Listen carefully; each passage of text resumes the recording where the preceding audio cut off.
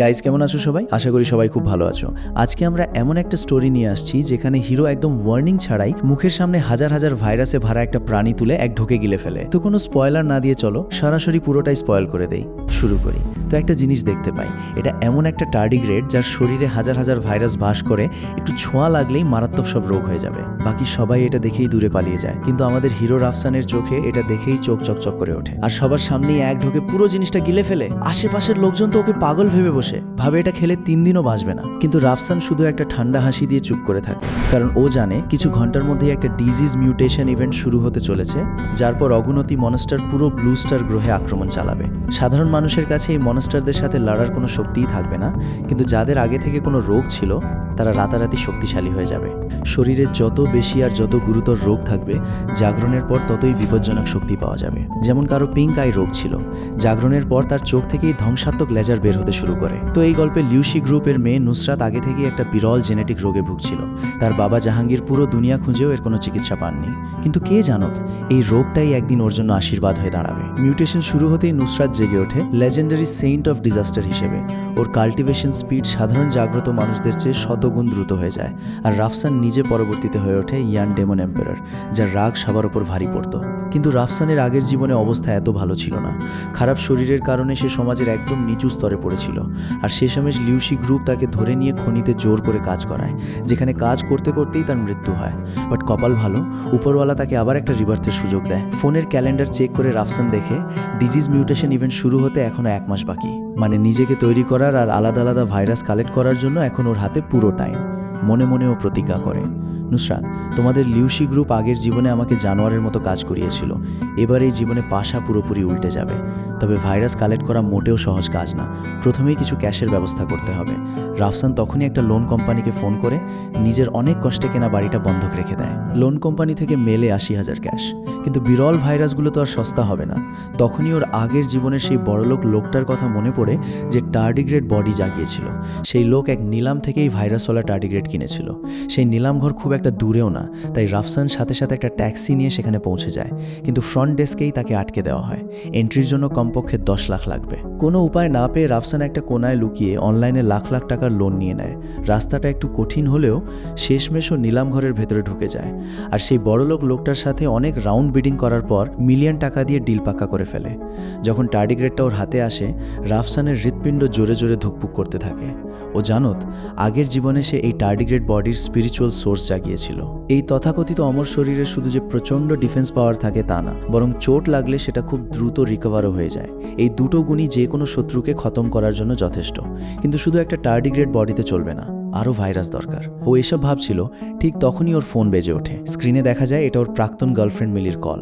মিলির নাম দেখেই রাফসানের ভেতরে রাগ জ্বলে ওঠে। আগের জীবনে মিলির ক্যান্সার হয়েছিল, রাফসান নিজের সব টাকা আর শক্তি ওর দেখাশোনায় ঢেলে দিয়েছিল। কিন্তু ও কখনো ভাবেনি যে মিউটেশনের পর ক্যান্সারের কারণেই মিলির শক্তি আকাশ ছোঁয়া হয়ে যাবে। ঠিক সেই দিনই মিলি ওর সাথে ব্রেকআপ করে দেয়। আর পরে সেই মেয়েই রাফসানকে লিউসি গ্রুপের খনিতে ফেলে রেখে চলে যায়, যেখানে কাজ করতে করতে ওর মৃত্যু হয়েছিল। কিন্তু এবার মিউটেশন ইভেন্ট শুরু হওয়ার পর রাফসান এক একটা হিসাব চুকিয়ে দেবে। ফোন কেটে নিলামঘর থেকে বের হতে যাবে, ঠিক তখনই এক মাঝবয়সী লোক তার পথ আটকে দাঁড়ায়। নিজের নাম বলে আরিফ, জানায় সে টার্ডিগ্রেডের বিক্রেতা। জিজ্ঞেস করে, স্টার্টিং রেটের জন্য তুমি এত টাকা কেন খরচ করলে? এটা শুনে রাফসানের একটু সন্দেহ হয়।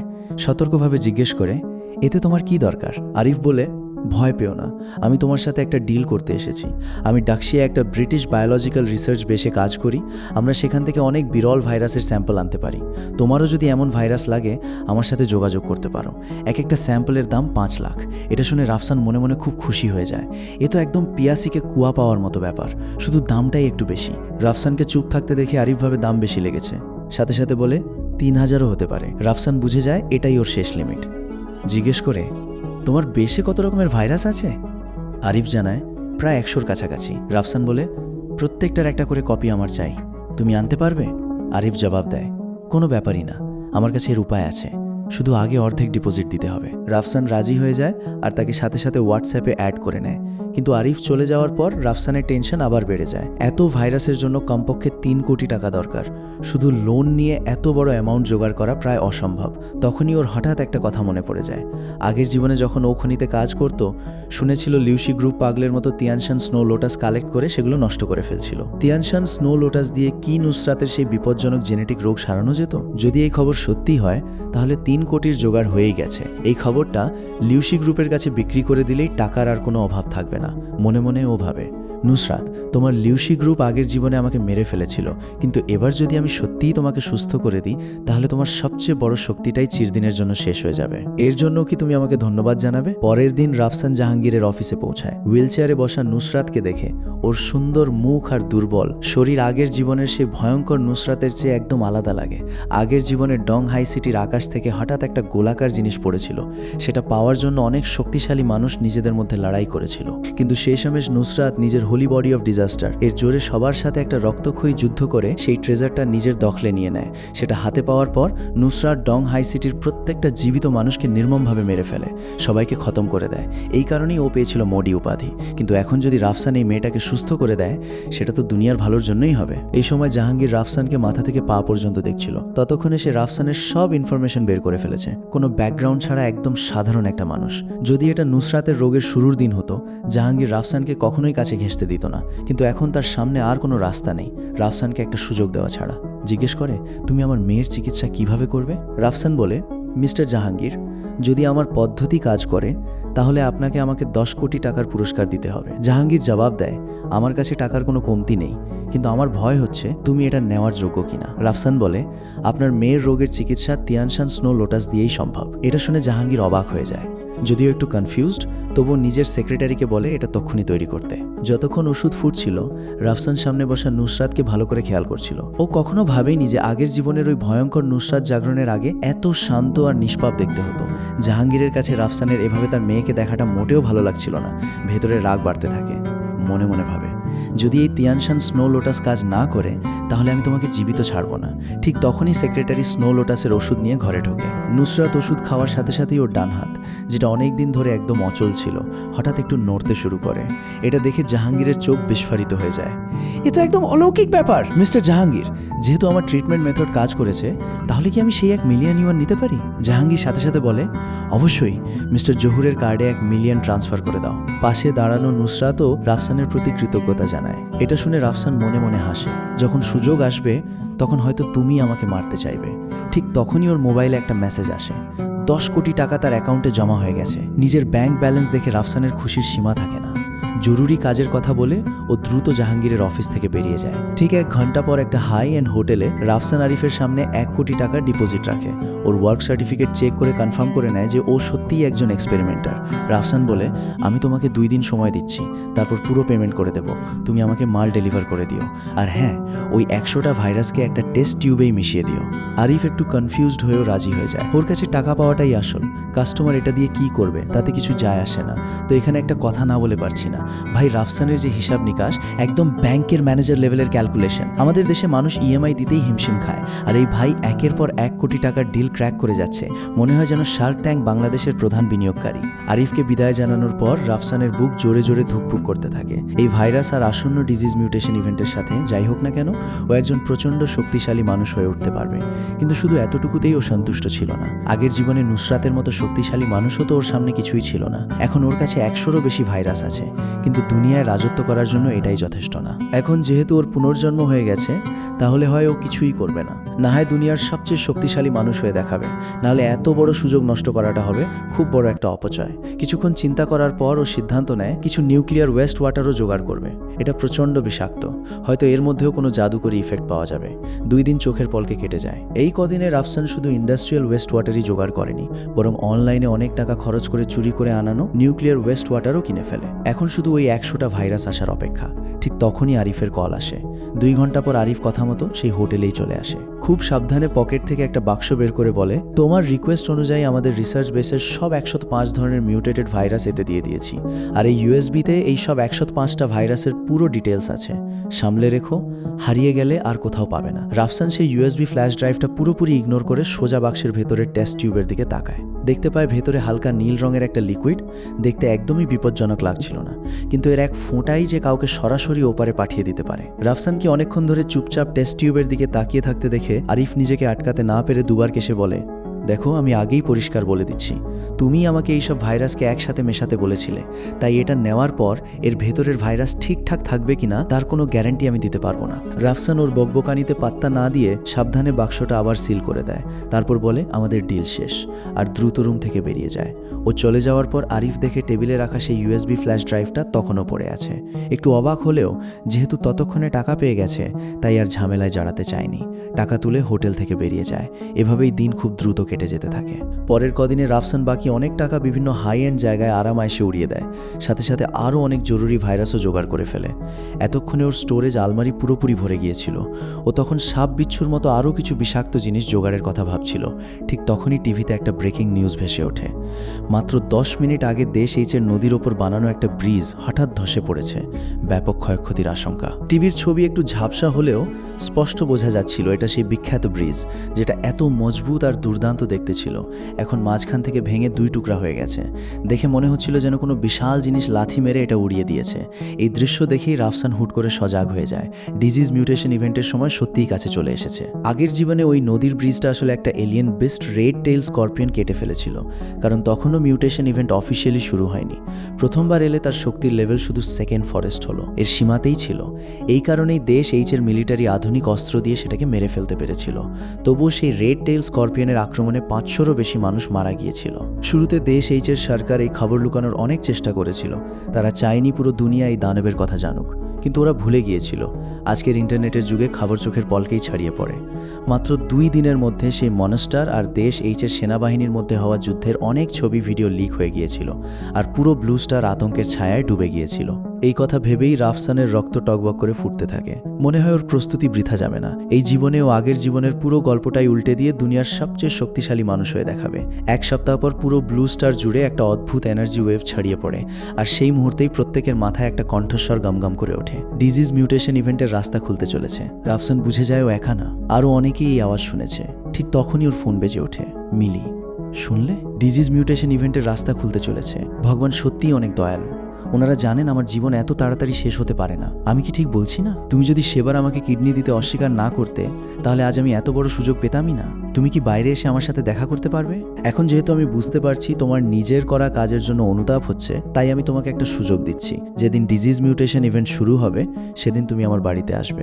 আমি দেখতে চাই তুমি কতটা মাফ চাইতে পারো, তারপরই ঠিক করব তোমাকে মাফ করব কিনা। ফোন কেটে দেওয়ার পর রাফসান নিজের হাসি আটকাতে পারে না। মুখে একটা ঠান্ডা হাসি ফুটে ওঠে। মিলি, ঠিক সময় এলে তুমি বুঝবে আসল শক্তি কাকে বলে, কার সামনে সবাইকে মাথা নত করতে হয়। যেখানে মিলি এই ব্যাপারে ভীষণ খুশি ছিল, ঠিক তার উল্টো দিকে নুসরাত তখন রাগে পাগল হয়ে যাচ্ছিল। এই ডিজিজ মিউটেশন ইভেন্ট হঠাৎ কিভাবে শুরু হতে পারে? এখনো তো আমার রোগ মাত্র 40% সেরেছে। এর মানে কি আমাদের শক্তি অনেক কম হয়ে যাবে? এসব ওই রাফসানের জন্যই হয়েছে। আমি ওকে জীবিত ছাড়ব না। পাশ থেকে কেউ বলে ওঠে, চিন্তা করো না, ওই রাফসান তো একটা সাধারণ আর সুস্থ মানুষ মাত্র। যখন মিউটেশন ইভেন্ট শুরু হবে, তখন ওকে সামলানোর অনেক রাস্তা আমাদের হাতে থাকবে। এদিকে রাফসান টেবিলে রাখা ভাইরাসগুলোর দিকে তাকিয়ে গভীর চিন্তায় ডুবেছিল। 1 মাস পর সেই ভাইরাস একদম অন্য লেভেলে মিউটেট করে ফেলেছে। টিউবের ভেতরে নীল লিকুইডটা এখন পুরোপুরি কালো হয়ে গেছে, আর সেই কালো লিকুইডের ভেতরে অদ্ভুত কিছু একটা সাঁতরাতে দেখা যাচ্ছিল। এই 100 ধরনের মিউটেটেড ভাইরাস ছাড়াও রাফসান আরও অনেক ছোট বড় বিপজ্জনক টক্সিক জিনিসও জোগাড় করেছিল। কিন্তু এসব সব কিছু আগে একসাথে মেশাতে হবে, নাহলে যদি আগেরবারের মতো কিছু হয়, তাহলে ভয় হচ্ছে ও 2.5 মিনিটের বেশি সার্ভাইভ করতে পারবে না, আর সময়ের সাথে ওর খেলা শেষ হয়ে যাবে। খুব শীঘ্রই ডিজিজ মিউটেশন ইভেন্টের কাউন্টডাউন শেষ মিনিটে পৌঁছে যায়। এটা দেখেই রাফসান সাথে সাথে সেই বোতলটা তুলে নেয়, যাতে 100 ধরনের ভাইরাস মেশানো ছিল। ঢাকনা খুলে সোজা মুখে লাগিয়ে দেয়। ওই কালো লিকুইড শরীরে ঢোকার সাথে সাথেই গলায় একটা ভয়ঙ্কর জ্বালা শুরু হয়ে যায়, আর সেই জ্বালা মুহূর্তেই পুরো শরীরে ছড়িয়ে পড়ে। এই অসহ্য ব্যথায় রাফসান প্রায় অজ্ঞান হয়ে যাচ্ছিল, কিন্তু ও জানত এটাই সবচেয়ে ক্রিটিক্যাল মুহূর্ত। যদি ও অজ্ঞান হয়ে যায়, তাহলে এতদিনের সব পরিশ্রম বৃথা হয়ে যাবে। ও সেই ভয়ঙ্কর ব্যথা সহ্য করে আবার সেই বোতলটাও তুলে নেয়, যাতে ওয়েস্ট ওয়াটার আর অন্যান্য বিষ মেশানো ছিল। এক নিঃশ্বাসে পুরো বোতলটা পান করে ফেলে। একটা এমন ব্যথা যা শব্দে বর্ণনা করা যায় না, পুরো শরীরে ছড়িয়ে পড়ে। মুখ ফুলে একদম লাল হয়ে যায়, স্কিনে জায়গায় জায়গায় রক্তের দাগ ফুটে ওঠে। রাফসানকে এই মুহূর্তে দেখতে একদম নরক থেকে আসা কোনো শয়তানের মতো লাগছিল। এভাবেই এক ভয়ঙ্কর কঠিন মিনিট পার হওয়ার পর অবশেষে ডিজিজ মিউটেশন ইভেন্ট শুরু হয়ে যায়। কাউন্টডাউন শেষ হওয়ার সাথে সাথেই একটা নীল এনার্জি রাফসানের পুরো শরীর ঢেকে ফেলে। যারা যারা আগে থেকে কোনো না কোনো রোগে ভুগছিল, তারা সবাই এই মুহূর্তে পুরোপুরি সুস্থ হয়ে যায়। শুধু তাই না, তাদের সবাই আলাদা আলাদা লেভেলে শক্তিও পেয়ে যায়। যাদের স্কিনের রোগ ছিল তারা এখন আগুন আর পানি থেকে পুরোপুরি সুরক্ষিত, আর যারা জন্ম থেকে হাঁটতে পারত না, শক্তিশালী হয়ে ওঠার পর তারা উঁচু উঁচু বিল্ডিংয়ের মাঝে অনায়াসে উঠতে পারছিল। এই মুহূর্তে রাফসান সেই ভয়ঙ্কর ব্যথা থেকে মুক্তি পেয়ে যায়, আর তখনই একটা গোল্ডেন এনার্জি ওর পুরো শরীর ঘিরে ফেলে। চোখের সামনে অগণিত ভাইরাসের নাম ফ্ল্যাশ হতে থাকে। প্রত্যেকটা ভাইরাসই ওকে এক একটা প্রচণ্ড শক্তিশালী ট্যালেন্ট দিতে পারে। এসব দেখে রাফসান নিজেও অবাক হয়ে যাচ্ছিল। ঠিক তখনই সিস্টেমের বিপ সাউন্ড বেজে ওঠে। 138 ধরনের নেগেটিভ স্টেট ডিটেক্ট করা হয়েছে। সব ডিজিজের কন্ডিশন পূরণ হয়ে গেছে। অভিনন্দন, আপনি সোল ট্যালেন্ট পেয়েছেন, 9 নেদার কেওস বডি। এটা দেখেই রাফসান সাথে সাথে ধ্যান আর কাল্টিভেশন শুরু করে দেয়। খুব অল্প সময়ের মধ্যেই ও ইনিশিয়াল রেলমের প্রথম লেভেল থেকে সোজা ট্রান্সফরমেশন রেলমের 6ষ্ঠ লেভেলে পৌঁছে যায়। নিজের শরীরের ভেতরের এই ভয়ঙ্কর শক্তি অনুভব করে ও রীতিমতো এক্সাইটেড হয়ে যায়। এরপর ছাদে উঠে সামনে ছড়িয়ে থাকা সুন্দর শহরটার দিকে তাকিয়ে থাকে। নিজেকে ও আর আটকাতে পারছিল না। যখন প্রথমবার জাগ্রত হয়েছিল, রাফসান তখন শুধু ইনিশিয়াল রেলমের 3য় লেভেলে ছিল, কিন্তু এখন ট্রান্সফরমেশন রেলমের 6ষ্ঠ লেভেলের শক্তি নিয়ে ওর মনে হচ্ছিল পুরো ব্লু স্টারে কেউ ওর সাথে পাল্লা দিতে পারবে না। ঠিক তখনই হঠাৎ মাটি জোরে জোরে কাঁপতে শুরু করে, আর একটু দূরেই একটা প্রচণ্ড জোরে বিস্ফোরণ ঘটে। এই দৃশ্য দেখেই রাফসানের হঠাৎ কিছু একটা মনে পড়ে যায়। আগের জীবনে ঠিক এই সময়ই জিয়াংনান সিটির আকাশে একটা সিলভার আর্মার এলিয়েন দেখা গিয়েছিল, যেটা তখন ট্রান্সফরমেশনের প্রথম লেভেলে ছিল।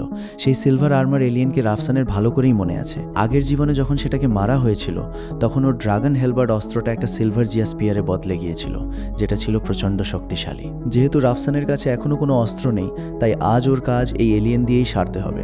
সেই সিলভার আর্মার এলিয়েনের নিচে ততক্ষণে অনেক পুলিশ জড়ো হয়ে গিয়েছিল, কিন্তু ওদের আধুনিক অস্ত্র সেই দানবের সামনে একদমই কাজ করছিল না, উল্টো ওকে আরও রাগিয়ে দিচ্ছিল।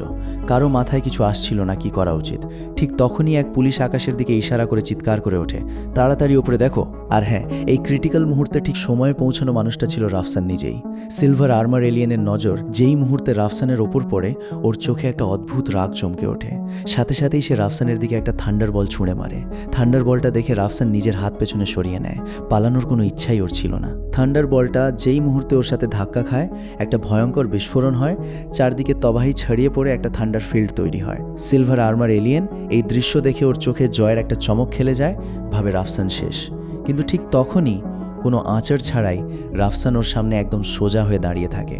তোমার এই থান্ডার আমার কিছুই বিগড়াতে পারবে না। তো রাফসান সাথে সাথে নিজের স্পিরিচুয়াল এনার্জি জড়ো করে সিলভার আর্মার এলিয়েনের দিকে একটা প্রচণ্ড জোরালো আঘাত হানে। পরের মুহূর্তেই এলিয়েনের সাইজের সমান একটা বিশাল হাতের ছাপ হাওয়ায় তৈরি হয়ে যায়, আর চোখের পলকেই সেটা গিয়ে সরাসরি এলিয়েনের শরীরে আছড়ে পড়ে।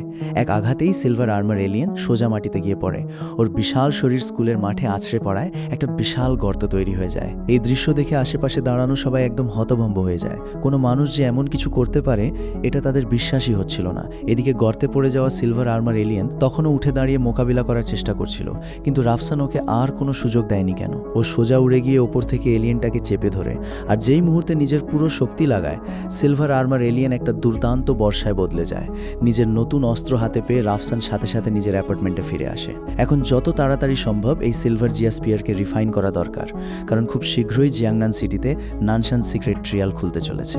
রাফসানের মনে আছে আগের জীবনে এই সিক্রেট ট্রিয়াল থেকে অগণিত খাজানা বেরিয়েছিল, আর তার মধ্যে সবচেয়ে দামি ছিল 9 ইয়াং বাগুয়া প্লেট নামের একটা ইনেট ট্রেজার। যে এই 9 ইয়াং বাগুয়া প্লেট হাতে পেয়েছিল, দুনিয়া তাকে চিনত গুয়াজিয়া তিয়ানজুন নামে। এই ট্রেজার পাওয়ার আগে সে ইনিশিয়াল রেলমের একদম মামুলি একজন লোক ছিল, কিন্তু এই সবচেয়ে শক্তিশালী ডিফেন্সিভ ট্রেজার পাওয়ার পর তার শক্তি আকাশ ছোঁয়া হয়ে যায়। এই 9 ইয়াং বাগুয়া প্লেটের সাহায্যে সে একাই 5টা নিষিদ্ধ রেলম বিস্ট কিং এর যৌথ আক্রমণ সামলাতে পেরেছিল। আর এই মিউটেশন ইভেন্ট শুরু হওয়ার পর হেভেনের ইচ্ছায় কাল্টিভেশনের 5টা রেলম ঠিক করে দেওয়া হয়েছিল: initial realm, spirit transformation realm, divine realm, soul transformation realm আর ফরবিডেন রেলাম। রাফসানকে যত তাড়াতাড়ি সম্ভব নিজের শক্তি বাড়াতে হবে, যাতে ও ওই 9 ইয়াং বাগুয়া প্লেটটা হাতে পেতে পারে। যেই মুহূর্তে ও নিজের স্পিরিচুয়াল এনার্জি সিলভার জিয়া স্পিয়ারের ভেতরে পাঠায়, ওর ভেতরে বাকি থাকা এলিয়েনের এনার্জি সাথে সাথে ধ্বংস হয়ে যায়, আর খুব শীঘ্রই ও সফলভাবে সিলভার জিয়া স্পিয়ারটা রিফাইন করে ফেলে। রিফাইন করা এই স্পিয়ারটা সামলে নিজের কাছেই রেখে দেয়। এরপর জানালা দিয়ে লাফ দিয়ে কিছুক্ষণের মধ্যেই রাফসান পৌঁছে যায় মিলির বাড়িতে। মিলি ওকে দেখে একদম অবাক হয়ে যায়। ও ভাবতেই পারেনি যে রাফসান এত বড় একটা পদক্ষেপ নেওয়ার সাহস দেখাবে। মিলি সাথে সাথে ওর ওপর হামলা চালায়, কিন্তু রাফসান শুধু একটু হাত তুলেই সেই আঘাত সহজে ব্লক করে দেয়। এটা দেখে মিলি একদম শকড হয়ে যায়। ও কখনো ভাবেনি রাফসানের মধ্যে ওর মোকাবিলা করার মতো শক্তি থাকতে পারে। মিলি জিজ্ঞেস করে, তুমি কি সত্যিই ভাবো তুমি খুব স্ট্রং? তুমি কি ভাবো ইনিশিয়াল রেলম আর স্পিরিট ট্রান্সফরমেশন রেলমে তুমি অনেক শক্তিশালী? এ তো অসম্ভব। তুমি স্পিরিট ট্রান্সফরমেশন রেলমে কিভাবে থাকতে পারো? তুমি একজন অ্যাওকেন্ট কিভাবে হতে পারো? রাফসান ওর কোনো বাজে কথায় পাত্তা না দিয়ে সোজা নিজের সিলভার জিয়া স্পিয়ার সামন করে, আর এক ঝটকায় সেটা মিলির বুক এফোর ওফোর করে দেয়। আর ঠিক এই সময়ই আরেকদিকে নুসরাতের রোগ অনেকটাই সেরে গিয়েছিল, তবুও ও হোলি বডি অফ ডিজাস্টার জাগিয়ে ফেলেছিল। যদিও এখন ওর শক্তি আগের জীবনের তুলনায় 10 ভাগের 1 ভাগও ছিল না, তবুও হোলি বডি অফ ডিজাস্টার তো টপ ট্যালেন্টগুলোর একটা। কাল্টিভেশনের স্পিড অনেক কমে গেলেও ও একটা স্কিল পেয়েছিল যেটা দিয়ে মৃত মানুষকে জীবিত করা যায়। শুধু আফসোসের বিষয় হলো এই স্কিলটা অসম্পূর্ণ। মাত্র একবার ব্যবহারের পরই এটা পুরোপুরি হারিয়ে যাবে। নুসরাত রাগে বলে ওঠে, শয়তান রাফসান, ওর কারণেই তো আমার হোলি বডি অফ ডিজাস্টার এত দুর্বল হয়ে গেছে। তোমরা কি রাফসানের খোঁজ পেয়েছো? জাহাঙ্গীর জবাব দেয়, আমাদের লোকজন সেই জায়গাটা খুঁজেই পাচ্ছে না যেখানে ও আগে থাকতো। ও তো অনেক আগেই সেই বাড়ি বন্ধক রেখে দিয়েছিল।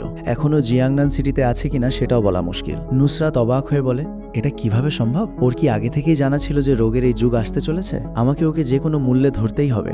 ওকে এই দুনিয়ায় আসার জন্য পস্তাতে বাধ্য করব। ঠিক তখনই এক সাবঅর্ডিনেট দৌড়ে এসে চিৎকার করে বলে ওঠে, আমরা রাফসানকে খুঁজে পেয়েছি। তারপর কম্পিউটার চালু করে একটা ভিডিও চালায়, যেখানে রাফসান শুধু হাত তুলতেই হাওয়ায় একটা বিশাল হাতের ছাপ তৈরি হয়ে সরাসরি সেই ড্রাগনের শরীরে গিয়ে লাগে।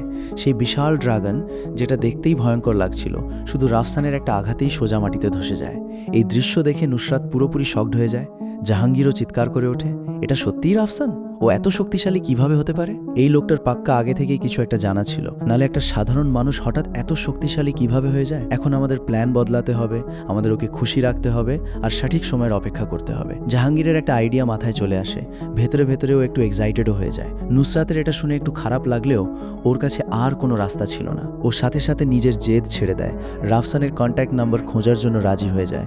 আমি নিজেই ওর সাথে দেখা করতে যাব। পরের দিন রাফসান যখন বাইরে বের হচ্ছিল, ওর ফোনে ভাইব্রেশন হয়। ফোন দেখে বোঝে এটা লিউ গ্রুপ থেকে কল। আমার নাম রাফসান, বলুন কি দরকার? ওপাশ থেকে জাহাঙ্গীর বলে, খুব ভালো, আপনি সত্যিই মিস্টার রাফসান। আমার নাম জাহাঙ্গীর, আমি গত কয়েকদিন ধরে আপনাকেই খুঁজছিলাম। আপনি আমার মেয়ের যে চিকিৎসা করেছেন, আমি সেই ঋণ শোধ করতে চাই। শুক্রিয়া, আপনাকে পেয়ে গেছি। রাফসান জিজ্ঞেস করে, মিস্টার জাহাঙ্গীর, আপনি আমার ঋণ কিভাবে শোধ করতে চান? জাহাঙ্গীর বলে, মিস্টার রাফসান, আমাদের লিউ গ্রুপের ওপর আপনার এত বড় উপকার আছে যে আমি ফোনে সেটা বলে বোঝাতে পারবো না। মিস্টার রাফসান, আপনি বরং আমাকে আপনার ঠিকানাটা দিয়ে দিন, আমি নিজে আমার মেয়েকে নিয়ে আপনার সাথে দেখা করতে আসব। এটা শুনে রাফসান অবাক হয়ে যায়। ও আশা করেনি জাহাঙ্গীর নিজেই ওর কাছে আসবে। তারপর ও নিজের অ্যাপার্টমেন্টের ঠিকানা পাঠিয়ে দেয়। মনে মনে ভাবে, তুমি নিজে হেঁটে মরার মুখে আসতে চাইছো, তাহলে আমি কেন মানা করব? আর ওদিকে জাহাঙ্গীরও মনে মনে ভাবছিল রাফসান এখনও লিউ গ্রুপের সাথে পুরনো সম্পর্ক নিয়ে ভাবছে।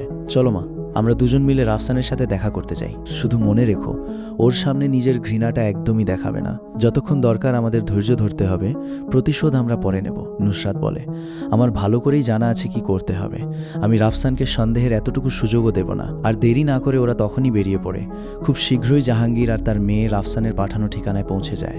মিস্টার রাফসান, আমি জাহাঙ্গীর, আমার মেয়ে নুসরাতকে নিয়ে আপনার সাথে দেখা করতে এসেছি। রাফসান দরজা খুলে দেয়। চেয়ারম্যান জাহাঙ্গীর, মনে হচ্ছে আপনি সানশাইন এলিমেন্টারি স্কুলে আমাকে সেই সিলভার আর্মড কালো পাখিটা মারতে দেখে ফেলেছেন, তাই এখানে এসেছেন? জাহাঙ্গীর বলে, মিস্টার রাফসান, আপনার সেই ড্রাগন মারার ভিডিও পুরো ইন্টারনেটে ভাইরাল হয়ে গেছে। আপনি সত্যিই একজন দুর্দান্ত হিরো। মিস্টার রাফসান, আপনি নুসরাতের জান বাঁচিয়েছেন। এই কদিন ধরে নুসরাত শুধু এটাই ভাবছিল কিভাবে আপনার এই ঋণ শোধ করবে, কিন্তু হাজার চেষ্টার পরও ও কোনো রাস্তা খুঁজে পায়নি। তাই ও নিজেই ঠিক করেছে সরাসরি এসে আপনাকে জিজ্ঞেস করবে। আপনার কি মনে হয় নুসরাতের কিভাবে আপনার এই ঋণ শোধ করা উচিত? নুসরাত আপনাকে খুশি করার জন্য নিজের তরফ থেকে পুরো চেষ্টা চেষ্টা করবে। তো রাফসান মনে মনে ভাবে, যেমনটা আশা করা গিয়েছিল, ডেমন এম্পায়ার ইয়ানের কাছ থেকে এটাই আশা করা যায়, নিজের উদ্দেশ্য পূরণের জন্য ও যে কোনো পর্যায়ে যেতে পারে। আমি যদি একজন রিবন প্লেয়ার না হতাম, তাহলে কি সত্যিই আমি নুসরাতের এই নিষ্পাপ চেহারার ফাঁদে পা দিতাম? যাই হোক, ঋণ শোধ করার ব্যাপারে বলতে গেলে আমার সত্যিই আপনাদের কাছ থেকে একটা সাহায্য দরকার। জাহাঙ্গীর বলে, নুসরাত অবশ্যই সেটা পূরণ করবে। রাফসান বলে, যেহেতু আপনারা এত সিনসিয়ার, তাহলে আমি সরাসরি বলেই দিই, আমি আপনাদের দুজনের জান নিতে চাই। আর ঠিক তখনই ও নিজের সিলভার জিয়া স্পিয়ার সামন করে নুসরাতের অবাক চোখের সামনেই এক ঝটকায় দুজনকে খতম করে দেয়। নুসরাত, আগের জীবনে তোমরা বাপ বেটি অগুনতি নিষ্পাপ মানুষের জান নিয়েছিলে, আজ আমি মানুষদের এই বিপদ থেকে বাঁচালাম। লিউ পরিবারকে খতম করার পর রাফসান অ্যাপার্টমেন্ট থেকে বেরোনোর জন্য তৈরি হয়ে যায়। এই রোগের যুগ তখনও সবে শুরু হয়েছিল, অনেকেই এখনও এটা বোঝার চেষ্টা করছিল। এই সময়ের মধ্যেই রাফসানকে যত তাড়াতাড়ি সম্ভব নিজের শক্তি আরও বাড়াতে হবে। কিন্তু ও জানত না যে ওর চলে যাওয়ার একটু পরই মৃত নুসরাতের শরীর থেকে হঠাৎ একটা কালো আলো ঝলকাতে শুরু করে। কয়েক মুহূর্তের মধ্যেই ওর সব ক্ষত সেরে যায়। নুসরাত ধীরে ধীরে চোখ খোলে। প্রথমেই ওর নজর পড়ে জাহাঙ্গীরের ওপর, যে সেখানে প্রাণহীন হয়ে পড়েছিল। এটা দেখে নুসরাত একদম শকড হয়ে যায়। ও স্বপ্নেও ভাবেনি ওর এমন পরিণতি হবে। রাফসান, আমি নুসরাত, তোমাকে এই দুনিয়া থেকে মুছে ফেলবই। এক সপ্তাহ পর রাফসানের একটানা চেষ্টার ফলে ওর রেলাম অবশেষে জিরো ট্রান্সফরমেশনের 6ষ্ঠ লেভেল থেকে 7ম লেভেলে পৌঁছে যায়। কিন্তু তবু ওর মনে হচ্ছিল ওর কাল্টিভেশন স্পিড অনেক ধীরে হচ্ছে। যদিও ওর 9 নেদার কেউস বডির স্পিরিচুয়াল এনার্জি শোষণের স্পিড ভয়ঙ্করভাবে দ্রুত ছিল, তবুও ট্রান্সফরমেশনের সাহায্যের জন্য ওর একটা ভালো ব্রিদিং মেথড দরকার ছিল। ও যখন বাইরে হাঁটতে বের হবে ভাবছিল, ঠিক তখনই আকাশের মেঘে হঠাৎ একটা বিশাল ফাটল দেখা যায়, আর সেই ফাটল থেকে সোনালি আলোর অগণতি রশ্মি বেরিয়ে আসতে থাকে। এই সোনালি আলো সরাসরি জিয়াংনান সিটির কিনান পাহাড়ে গিয়ে পড়ছিল। এটা দেখা মাত্রই রাফসানের মাথা সক্রিয় হয়ে যায়। কোনো সিক্রেট রেলম কি খুলতে চলেছে? ও সাথে সাথে ফোনে লেটেস্ট খবর চেক করে, আর যখন দেখে ব্যাপারটা ওর আগের জীবনের চেয়ে খুব একটা আলাদা না, তখন ওর মুখে একটা হাসি ফুটে ওঠে। মনে হচ্ছে ওর পুনর্জন্মেও এই দুনিয়ার প্যাটার্ন বদলায়নি। আগের জীবনের স্মৃতি অনুযায়ী আজও ডাকশিয়াতে 5টা বড় শক্তি সক্রিয় ছিল। প্রথমটা বেইলি গ্রুপ, যার লিডার ব্ল্যাক ফেদার কিং। দ্বিতীয়টা আওদাউ স্টোরি ফ্যামিলি, যার লিডার ছিল ইমর্টাল ফিজিক পাওয়াপ্রিয়া। তৃতীয়টা স্কাল অ্যান্ড বোনস সোসাইটি, যার লিডার ছিলেন স্কেলেটন মাস্টার তানভীর। আর চতুর্থটা ছিল অফিসিয়ালি গঠিত ডাকশিয়া অ্যালায়েন্স। শুধু একটাই পার্থক্য ছিল, এবার সেখানে লিউ গ্রুপ ছিল না, বরং তার জায়গায় ছিল জিয়াংনান শানজুয়াং, যেটাকে আগের জীবনে লিউ গ্রুপ নিজেদের মধ্যে মিশিয়ে নিয়েছিল। কিন্তু এই মুহূর্তে কথা বলতে গেলে ডাকশিয়ায় রাফসানের শক্তিই ছিল সবচেয়ে সেরা। এটা বলাটা একদমই ভুল হবে না যে ও পুরো ব্লু স্টারের সবচেয়ে শক্তিশালী ছিল। তারপর ও কিনান পাহাড়ের পাদদেশে পৌঁছে যায়, কিন্তু ওর আশা ছিল না যে এখানে আগে থেকেই এত মানুষ জড়ো হয়ে থাকবে। ও এসব দেখছিল, ঠিক তখনই একটা বড় দলকে দেখা যায় গম্ভীরভাবে সেখানে আসতে। তাদের লিডার আর কেউ না, বেইলি গ্রুপের প্রিয়া। দেখো, এটাই তো মনে হয় ব্ল্যাক ফেদার কিংয়ের বোন প্রিয়া, তাই না? হ্যাঁ, ওই তো। শুনেছি ব্ল্যাক ফেদার কিংয়ের এই অদ্ভুত রোগটা ওদের পুরো খানদানেই আছে। যদিও ওর বোনের রোগ একটু কম, তবুও তার শক্তি ব্ল্যাক ফেদার কিংয়ের 60% সমান। রাফসান মনে মনে ভাবে, আগের জীবনে কিনান পাহাড়ের সিক্রেট ট্রিয়ালে বেইলি গ্রুপের কোনো নামগন্ধই ছিল না। মনে হচ্ছে লিউ গ্রুপ শেষ হয়ে যাওয়ায় এই দুনিয়ার রোগের টাইমলাইনে কিছু পরিবর্তন এসে গেছে। ঠিক তখনই ও হঠাৎ খেয়াল করে আশেপাশের সব মানুষ পিছিয়ে যাচ্ছে। আসলে বেইলি গ্রুপের কেউ একজন সোজা রাফসানের দিকে এগিয়ে আসছিল। তাদের একজন সাবঅর্ডিনেট রাফসানকে দেখে ওকে সরিয়ে দিতে সামনে এগিয়ে যায়, কিন্তু প্রিয়া নিজের হাত তুলে তাকে থামিয়ে দেয়। এটা দেখে আশেপাশে দাঁড়ানো লোকজন নিজেদের মধ্যে ফিসফিস করতে থাকে, এই ছেলেটা কি করছে? সামনে থেকে তো বেইলি গ্রুপ আসছে, ওদের সামনে দাঁড়িয়ে থাকার এত সাহস হলো কিভাবে? বেইলি গ্রুপের রাস্তা আটকানোর দরকারই বা কি? এই ছেলেটার তো একদম শেষ। আসলে এটা কোনো গ্রুপের লোক? ও তো শুধু একজন একলা মানুষ। এই ছেলেটার পরিচয় কি? আমাদের তো আশাই ছিল না এত ছোট একটা ছেলে বেইলি গ্রুপের সাথে পাঙ্গা নিয়ে বসবে। এবার তো এই ছেলে একদম শেষ। কিন্তু প্রিয়া রাফসানের বিরুদ্ধে কোনো অ্যাকশন নেয় না, শুধু নিজের হাত নাড়িয়ে অন্যদিকে চলে যায়। এটা দেখে সেখানে দাঁড়ানো সবাই অবাক হয়ে যায়। প্রিয়া সত্যিই ওকে এত সহজে ছেড়ে দিল। কিন্তু ঠিক তখনই যখন রাফসান সেখান থেকে চলে যাওয়ার জন্য তৈরি হচ্ছিল, হঠাৎ আকাশ থেকে একটা মূর্তি উড়ে আসে, এক ঝটকায় প্রিয়ার পাশে নেমে দাঁড়ায়। এই ছিল তানভীর, জিয়াংনান শানজুয়াংয়ের তৃতীয় ইয়ং মাস্টার। জিয়াংনান শানজুয়াং থেকেও লোকজন আসছে। সিস্টার প্রিয়া, আজকে আপনি একা কেন এসেছেন? আপনার ভাই কোথায়? প্রিয়া বলে, আমার ভাইয়ের অন্য কিছু জরুরি কাজ ছিল, তাই শুধু আমি এসেছি। তানভীর বলে, ঠিক আছে, আমার ফ্যামিলি আমাকে শুধু এখানে খোঁজ খবর নেওয়ার জন্য পাঠিয়েছে, কিনান পাহাড়ের। তো গাইজ, এখানেই আজকের পার্ট শেষ করছি।